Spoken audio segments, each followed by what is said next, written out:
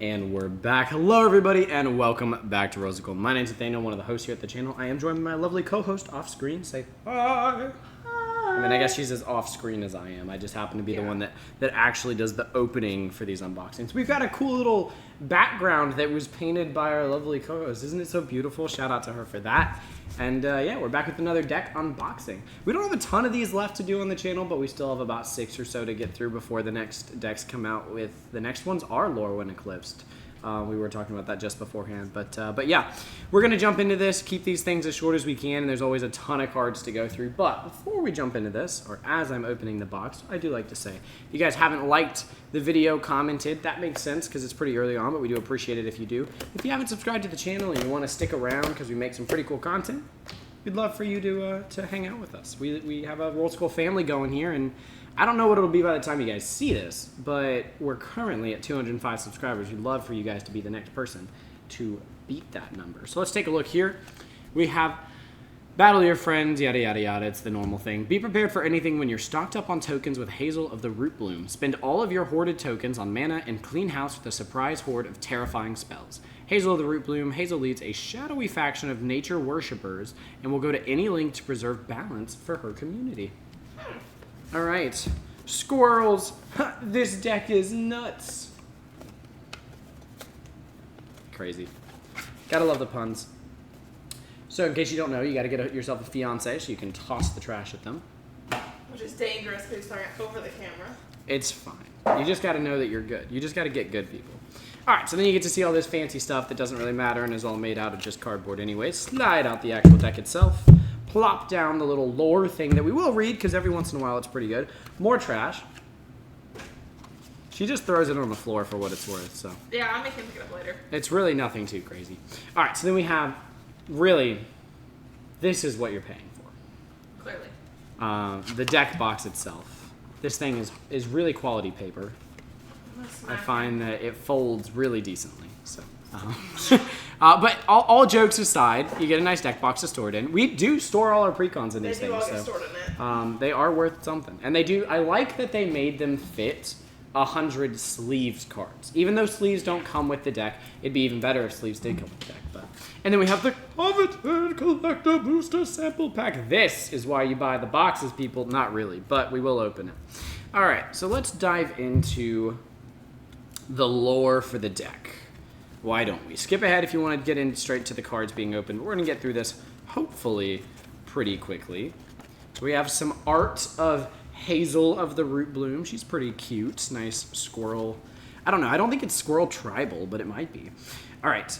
The Cashmaster Hazel's name is one spoken only in whispers amongst the populace of Bloomburrow, a threat to lord over the heads of misbehaving children.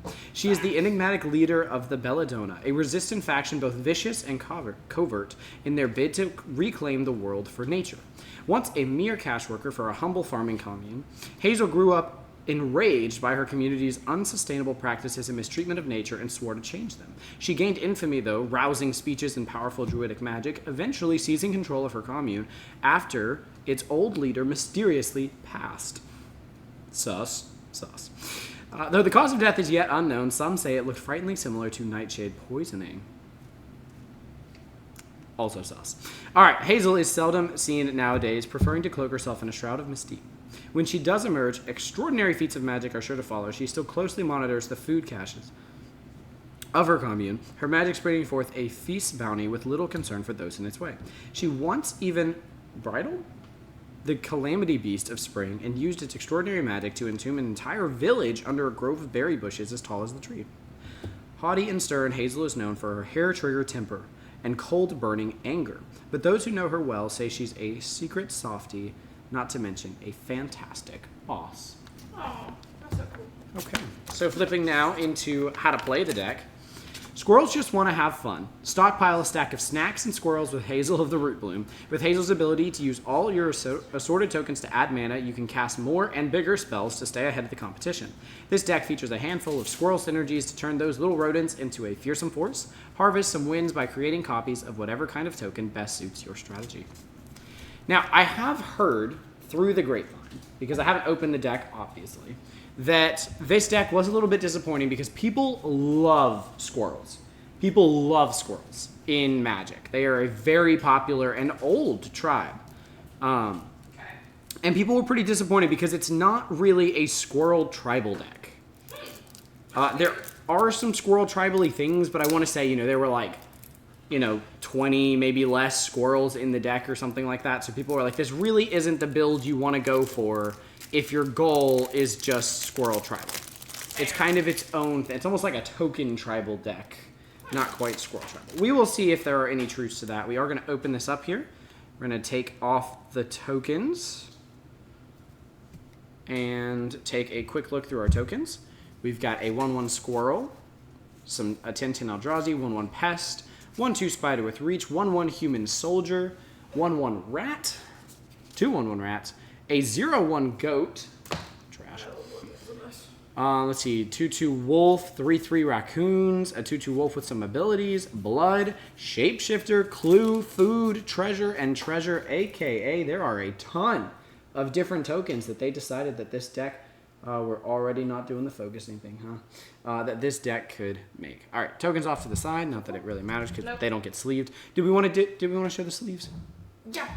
So we will have purple sleeves for everything else, and we'll show you the commander sleeve. Oh, never mind. We'll show it to you right now. But we will put Hazel in there in just a second. Make sure I put these the right way for you. I did not. All right.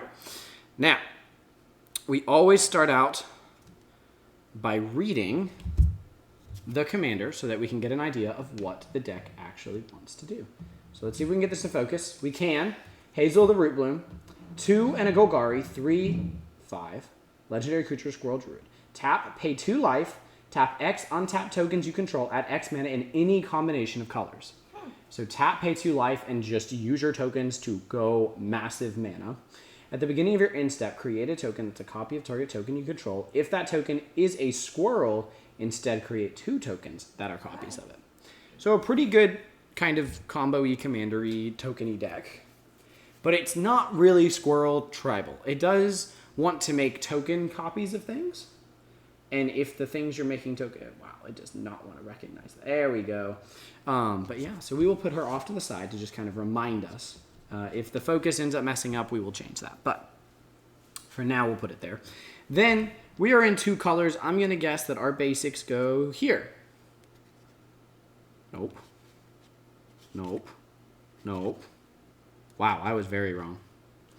I was very, very wrong. Okay, I wasn't that far off. All right, so it is Bloomburrow. So if you haven't seen the Bloomburrow lands, this is what they look like. So there are the swamps, and there are the other swamps. One of the forests, and there are the other forests. And this gives Ashley something to do for a little while. All right, let's get into it, people. We are flipping cards over. So we're starting with a Baron Moore. I'm just going to read these. Let's see, this one just enters tapped, adds a black. Nothing too crazy. This is activate only if you control Swamp for Golgari. I like those lands a lot. I find that they're pretty powerful. We've got Bajuka Bog for your graveyard hating needs. I've been playing a lot of Standard lately, and Graveyard Hate is something I would love to be playing in that Standard deck. Tranquil Thicket enters taps, but it's cycling for a green, so, perfectly fine. Nothing crazy. The Bloomburrow Command Tower, which have been selling like crazy. I don't know why. I think it's just the most cheapest. It's currently the cheapest version of Command Tower. I guess people didn't like the Baba Yaga-y style creature hut thing. I don't know. I kind of like it. Evolving Wilds, we have too many of these, but sure, you never hate it, right? Path of Ancestry, actually probably decent enough in this deck. They throw this in every precon, but this one's tribally enough, it's probably pretty good. Terramorphic Expanse, I mean, if you needed another Evolving Wilds, they do the exact same thing. This card's worth a pretty penny. Skull Clamp, 1 mana, a quick creature gets +1/-1. Whenever a quick creature dies, draw 2 cards. So, of course, you want to just equip this to a bunch of 1/1s and basically be paying 1 mana to draw 2. A very powerful effect, and I don't actually think we had a Skull Clamp yet. I think that is our first Skull Clamp. I don't know. I'd have to check my phone. The Soul Ring for Bloomburrow, which I think is a very pretty Soul Ring. Cannot complain. Nope. That is a gorgeous one. Talisman of Resilience. You love to see the talismans. I think the talismans are stronger than the signets. You can take the damage. But speaking of signet, there's the Golgari signet. So, Let's see what we have next. The Arcane Signet. I forgot that it's like this jewel on a bat for Bloomburrow. Completely forgot that they had that going for them. But let's see. We have Putrefy, I think is how you say that. 1 and a Golgari. Destroy target artifact or creature, and it can't be regenerated. Not that regenerated is something we're seeing a whole lot of now, but never hurts. Wolf Willow Haven is an aura enchant land. Its controller adds an additional green, and then later you can sack it to create a wolf. Unlikely that you're going to sack it to create a wolf, though. I guess you could, and then you have a token to copy. Tear Asunder, 1 and a green with kicker, exile target artifact or enchantment. If it was kicked, exile target non-land permanent. So this gets more versatile if you kick it. Pretty interesting stuff. Honored Dray Leader. I hope I'm saying that right. 2 and a green Squirrel Warrior, trample, 1/1. When Honored Dray Leader enters, put a +1/+1 counter on it for each other squirrel and or food you control. Whenever another squirrel or food you control enters, put a +1/+1 counter on it. Cool. This is actually from the base set. That's the Bloomburrow set, so that's just from Bloomburrow. Squirrel Nest, 1 and 2 green enchant land. Whenever enchant land has tap, create a 1/1 squirrel token. So there you go, making tokens matter here. Tireless Provisioner is a 3/2 for 3 landfall. Create a food or a treasure. So in this deck, I don't know, maybe you do want to create the food because squirrels want that so bad. Haywire Might is a pretty solid include here. A 1 mana, then you can pay a green, sack it to exile target non-creature artifact or non-creature enchantment. Pretty good removal, honestly. I believe that was printed in Brothers War. Fun fact, I pulled that in the first draft I ever did. Prosperous Innkeeper. In case we ever needed another Prosperous Innkeeper, we have one here. 1 and a green, whenever it enters, create a treasure. And then whenever another creature you control enters, you gain 1 life. Pretty good in a token deck, though. I guess that is kind of where you want to have it. We have a bunch from the D&D stuff that Ashley has bought me. Now, this is a squirrel card right here. Squirrel Sovereign, 1 and a green, Squirrel Noble. Other squirrels get +1/+1. It's as simple as that. It is a Lord effect, and it even is named thusly. Zulaport Cutthroat, 1 and a black, 1/1. Whenever it or another creature you control dies, each opponent loses 1 life, and you gain 1 life. Is not bad. We would prefer a Blood Artist in that spot, but that's fine. Deadly Dispute is 1 and a black. As an additional cost to cast this, you get a second artifact or a treasure. Then you draw 2 and create a treasure token. So pretty good stuff there. Nested Shambler is 1 black zombie. When it dies, you create X tapped 1/1 green squirrel creature tokens, where X is its power. So if you can buff it up before it dies, you can make a bunch of squirrels. That's a really interesting card. We have a Swamp Forest enters tapped here, just for your land types. I don't know why we would really want that. We do have Jungle Hollows, which is the life gain lands. We could definitely see better lands in this deck. I don't know why we're seeing some of these. Golgari Rot Farm enters tapped. So this is the bounce land. I don't know if I've seen the Golgari bounce land. Binding the Old Gods. This is a Golgari. Let's see. Destroy target non-land permanent. Search your library for a forest card. And then creatures you control gain Death Touch. It's decent removal with some extra upside if it sticks. Skyfisher Spider. I've seen this one. I remember when this was playable in Standard. 3/3 enters, sack another creature, destroy target non-land permanent, and then when it dies, you may gain 1 life for each creature card in your graveyard. That one's pretty good. You got to exile it to do that, though. Ravenous Squirrel is a hybrid Golgari 1/1. Whenever you sack an artifact or creature, put a +1/+1 counter on it. So it can get pretty big, especially if you're making like treasures or sacking your foods. So that's pretty good. Poison Tip Archer is nice. It's a 4 mana 2/3 reach Death Touch. Whenever another creature dies, each opponent loses 1 life. Notably, whenever another creature dies, right? It doesn't have to be one you control, so that's sort of your Blood Artist vibe there, although you're not gaining life from it. Moldervine Reclamation. You okay? Yeah. 3 and a Golgari Enchantment. Whenever a creature you control dies, you gain 1 life and you draw a card. Is very good. Notably, does not say non-token creature, so that's pretty nice. Here we have Chatterstorm. Interesting. 1 and a green, create a 1/1 green squirrel creature token. Oh, and it has Storm. Okay, sure. So, Storm, but squirrels. I love it. I love it. Fun fact, there's a card that recently came out. I forget the name of it. But you can copy an ability on a card or something like that. I forget exactly what it is. So you can copy Storm, and then it'll storm your storm, which is crazy. It's really interesting how that works mechanically. Cash Grab, I think, is a playable common from the Bloomburrow set. So this one says, Mill 4 cards, then you may put a permanent card from among them into your hand. If you control a squirrel or return a squirrel this way, you make a food, but it's just a really good way to get something from your graveyard to hand. Bastion of Remembrance, 2 and a black. Create a 1/1 human soldier. Whenever a creature you control dies, each opponent... Okay, so we're kind of doing the sack thing, I'm noticing, right? Whenever a creature dies, lose a life, gain a life. Like, we're doing a lot of that. Plumb the Forbidden, 1 and a black has an additional cost to cast this. You may sack 1 or more creatures. When you do, copy this spell for each other creature sacrificed this way. Sure. So drawing cards based on creatures we're sacking here. Nadier's Nightblade. We have some cool versions of this that we pulled in Commander Masters. Whenever a token you control leaves, each opponent loses 1 life, you gain 1 life. So we're doing a lot of that. This deck is very sack-based. Yeah. I'm seeing how it's not Squirrel Tribal. Yep. This is a sack deck, not a... Plague Crafter, 2 and a black. When it enters, each player sacks a creature or planeswalker. Each player who can't discards a card. There are definitely some interesting upgrades to this deck. I'm also not seeing a ton of token generators. Morbid Opportunist, 2 and a black. Whenever 1 or more other creatures die, draw a card. This ability triggers only once each turn. So we do have some card drawing here that I've seen so far. That's nice. Sword of the Squeak is adorable name. 2 mana, a quick creature gets +1/+1 for each creature you control with base power or toughness 1. Whenever a hamster, mouse, rat, or squirrel you control enters, you may attach Sword of the Squeak to that creature. I adore Sword of the Squeak. We have Idol of Oblivion, which I expected to be in the deck, considering 1, we're making tokens, but 2, we saw the 10/10 Eldrazi token. There's only a couple cards that are notable for making that. Belladroth Witherbloom, 7 mana, flying 4/4. At the beginning of each upkeep, create a 1/1 black-green pest creature token with when this creature dies, you gain 1 life. Then you can pay 10 life to untap all lands you control. Very powerful. I think that's a fun commander. I think there's a lot of people that build Belladroth as a commander. Maelstrom Pulse. There we go.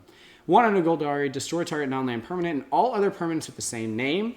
Likely won't come up, but it doesn't say that player controls, so you could get lucky in a commander game. If everyone has a Soul Ring or something like that, right? And you don't, kind of suck if you had to blow up your own Soul Ring. Chitter Spitter, what a name. At the beginning of your upkeep, you may sack a token. If you do, put an acorn counter on Chitter Spitter. Squirrels you control get +1/+1 for each acorn counter on Chitter Spitter. And you can pay a green and tap it to create a 1/1 squirrel. Now, see, this is the interesting thing, right? This is the type of card that is built for Squirrel Tribal. Yep. But this deck isn't necessarily Squirrel Tribal. Mm-hmm. Twilight Mire is the filter land, I think is what those are called. Gilded Goose is fun. 1 green flying. When it enters, make a food, and then you can make foods or sack foods to add a mana of any token. It's kind of a cool play on the golden egg. Viridescent, whatever. Bog is the signet land. Viridescent Bog, thank you. Grim Backwoods lets you sack a creature to draw a card, so a decent utility land there. Llanowar Waste is a pain land. Glad to see that in here. We are seeing better lands. I take back what I said a little bit earlier. Very beautiful exotic orchard that all of the Bloomburrow decks have shown so far. Swarmyard lets you regenerate target insect, rat, spider, or squirrel, which is a pretty cool utility land. Oran Reef, the Vastwood, lets you put a +1/+1 counter on each green creature that entered the battlefield this turn. So if you make a ton of squirrels, you can buff them up. Necro Blossom Snarl is the reveal a Swamper Forest in Golgari. I flipped 2 at a time. This one just enters taps unless you control a swamp or a forest. Don't mind that. And then this is the Scryland, so the Temple of Malady. We did get an Academy Manufacturer in this deck, which makes sense because we're making a lot of foods or treasures. So you love to see it. Never going to hate having more copies of that. A Maskwood Nexus is a really interesting card for this deck. So creatures you control are every creature type. So this lets you effectively turn your non-squirrels into squirrels, which is pretty cool. It works well with the commander's ability, though, because when you copy a token, now you're copying a squirrel, even if what you originally were copying was like a 10/10 Eldrazi. Yep. Windgrace's Judgment, 5 mana for any number of opponents, destroy target non-land permanent that player controls. Not going to complain. That's pretty good in Commander. Like destroying multiple things. We see Casualties of War here, which does exactly that. Destroy target artifact, target creature, target enchantment, target land, and target planeswalker. I find on cards like that, people are much more okay with land destruction, right? Because you're like, oh, it's just one of the options. Like, I guess I'll destroy your land. Here he is. There's the boy. right there. Good old Chatterfang. This is the iconic and probably will continue to be the iconic Squirrel tribal commander. Yep. If one or more tokens would be created under your control, those tokens plus that many 1/1 green squirrel creature tokens are created instead. So if you make 5 treasures, you're making 5 treasures and 5 squirrels. It's not the traditional that many plus 1 squirrel. It's that many plus that many squirrel tokens. And then you can pay a green, not a green, I'm blind. You can pay a black, sacrifice X squirrel tokens, and then target creature gets plus X, minus X until end of turn. Now, when I was a brand new person in Magic, I read this and was like, whoa, you can buff your creatures. I mean, yes, you can. But since it gives minus X to toughness, you can use this to just snipe the board. You're like, I throw 5 squirrels at you, and they kill that. And I throw 4 squirrels at you, and they kill that. Which is super cool. Chatterfang is awesome. I don't know what I'm building for mono green down the line, but I might have to choose Chatterfang. He's a cool option. All right, Shamanic Revelation is pretty cool. Draw a card for each creature you control. So if you go wide, this just lets you draw basically like your whole deck. Second Harvest, 2 and 2 green. For each token you control, create a token that's a copy of that permanent. That's pretty cool. Just double your tokens. It's like a one-time doubling season.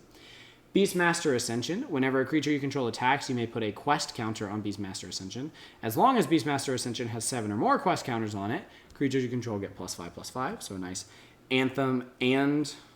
No, it's just an Anthem once you get there. Toski is a really good squirrel. It's an indestructible 1/1. Whenever it attacks, each combat available. Whenever a creature you control deals combat damage to a player, draw a card.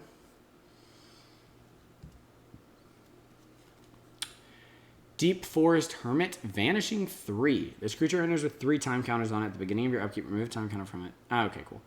When it enters, you create 4 squirrels, and squirrels you control get +1/+1, so that's pretty neat. Don't really have a way to work around the vanishing, though. Arasta of the Endless Web, legendary enchantment creature Spider, 3/5. Whenever an opponent casts an instant or sorcery spell, you make a Spider token. Very interesting mono-green Spider commander there. Endraze Forerunners is 8 mana, 7/7 Vigilance, Trample, Haste. When it enters, other creatures you control get +2/+2, gain Vigilance and Trample. So it's a very minor. This is baby's first Craterhoof Behemoth right here, right? 8 mana, but it only gives things +2/+2 in Trample. Whereas for the same is Craterhoof 8? I think so. Something, it's close to it. It's like 7 or 8, one of the two. If you had like 15, Craterhoof would give them +15/+15. So it really is babies first. Scurry of Squirrels is a 3 mana 2/2 with double Myriad, which is really neat. Whenever Scurry of Squirrels does combat damage to a player, put a +1/+1 counter on target creature you control. So it just goes wide doing squirrel things. Love it. Rootcast Apprenticeship. Choose 3. You may choose the same mode more than once. 2 +1/+1s on creatures. Create a token that's a copy of target token. Target player creates a squirrel, or target opponent sacks a non-token artifact. That's rather specific. Gorman's Talent. During your turn, artifacts you control are foods in addition to their other types and have all the food stuff. Whenever you gain life for the first time each turn, create a 3/3 raccoon, and then the next step is whenever you gain life for the first time, put a +1/+1 counter on each creature you control. Pretty cool. Pretty nifty. Decree of Pain. Destroy all creatures. They can't be regenerated. Draw a card for each creature destroyed this way. Wow. When you cycle Decree of Pain, all creatures get -2/-2, so you can also cycle it as a board wipe. It's a expensive board wipe, but you're probably drawing like your whole deck after that. Ogre Slumlord is a 5 mana 3/3. Whenever another non-token creature dies, you may create a black rat. So again, we are just kind of token tribal here. Saw in Half, which is a really cool art for Saw in Half. I like that this exists because the previous art for Saw in Half is only Unfinity, which doesn't really fit Magic's vibe. I mean, now we have Universes Beyond, so Unfinity doesn't seem so bad. Yeah. I'd rather have like a clown sawing someone in hat or like a magician than, Spider-Man or something like that in regular Magic. And I love Spider-Man, but this one's pretty cool. Destroy target creature. If it dies this way, you create 2 tokens that are copies of it. So you saw something with an ETB in half and get 2 ETBs off of it, which is pretty cool. Woe Strider enters a 0/1 white goat creature token. Sack another creature, you can scry 1, and then it's got escape. Hazel's Brewmaster. 3 and a black Squirrel Warlock, 3/4 menace. Whenever it enters or attacks, exile up to one target card from a graveyard and create a food token. And then food you control have all activated abilities of all creature cards exiled with Hazel's Brewmaster. That's really interesting. That is a really interesting. It's almost like a Tasha's Cauldron of everything on a creature style effect. That's really interesting. Swarmyard Massacre.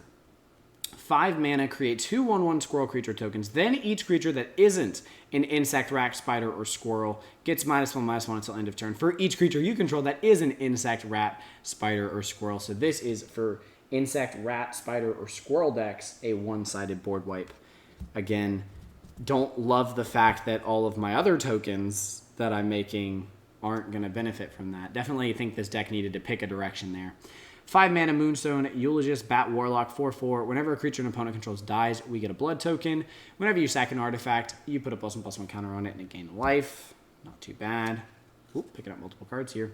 Insatiable Frugivore is what I'm going to call that. 4 mana, 2/4 Rat Berserker. Enters, create a food. Exile 3 cards from your graveyard. If you do, you get to repeat the process.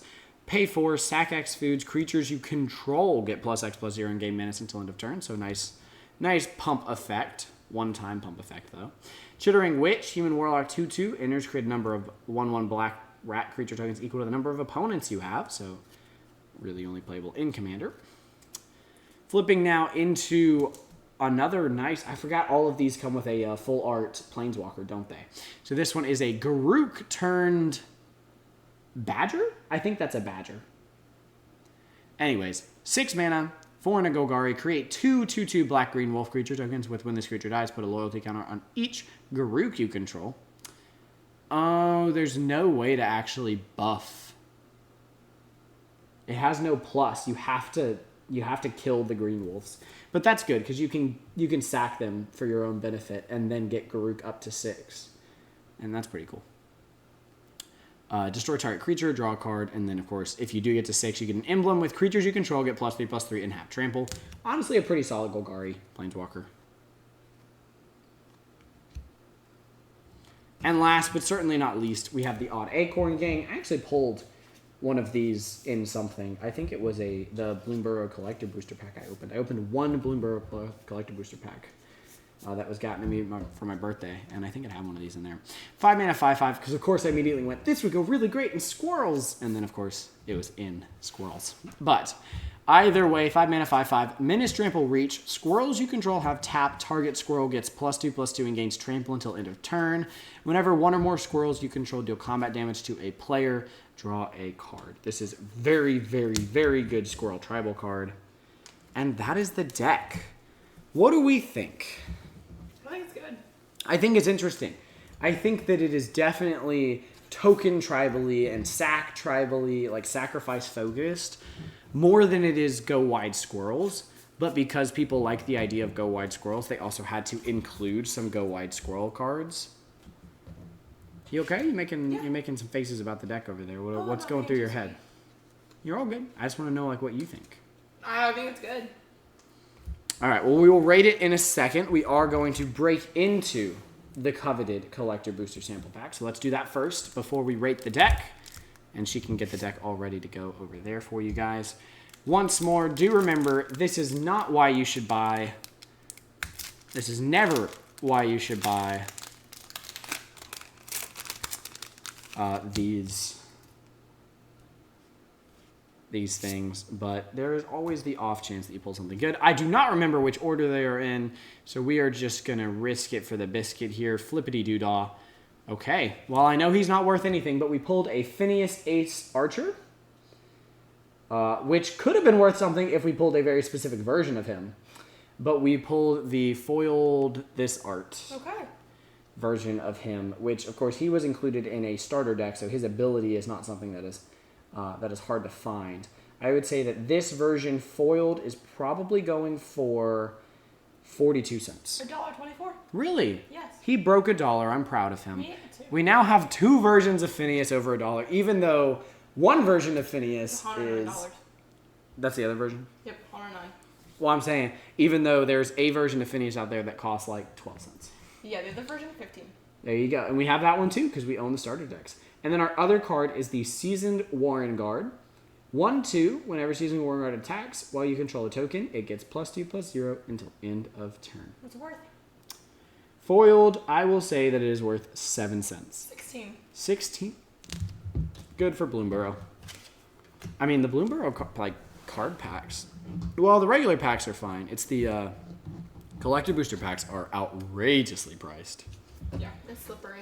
All right, here we go. We're going for our first shuffle of the main deck on camera. Nice and crisp and clean. Ooh. That was good. That was pretty good. All right, and we will set Hazel on top as we talk about the deck in the end. We will see if I can get it to stand. If not, we will set it in smaller piles. Perfect. Good enough. All right, so what do you think? I think what would you give it out of 10? I think a solid 6.5. 6.5. That's one of your lowest ratings ever. That's crazy. No, it is not. I think it is. I Genuinely. think it's like a 3. I don't think so. I don't remember anything getting a 3. Okay, I'm gonna give it a 7.5. I mean, you can give it a 6.5. I just think that is one of your lowest ratings ever. I don't know. We haven't done one of these in a long time. I'm excited for it. I think, personally, for me, I don't know. I read a lot of cards that are interesting, but I don't know how well they work together. Yeah. Like, there's a lot of things in this deck that I'm like, oh, that goes really good in very specific style of decks. But I'm not sure I'm really seeing how they all come together as one package. Yeah. Specifically for this deck. So I think for me, it lands around like a 6. That's Which the lowest you've ever given one. for me is also one of the lowest I've given one. I mean, I tend to end up 6 or higher. So Yeah. I mean, it's on the higher end of that just because I do like Bloomburrow. I think that Bloomburrow is a fun art style and theme, but we will just have to see. All right, well, that is all we have for you guys in this one. We want to know what you guys think of the deck down below, so let us know what you would give it out of 10. If you've seen it in play, what does it do? What does it look like? Because obviously sometimes you get these to the table and then you go, whoa, I understand. I see why people like it so much. But yeah, so personally, we land at the 6 and 6.5 range, but we would love to know what you guys think down below.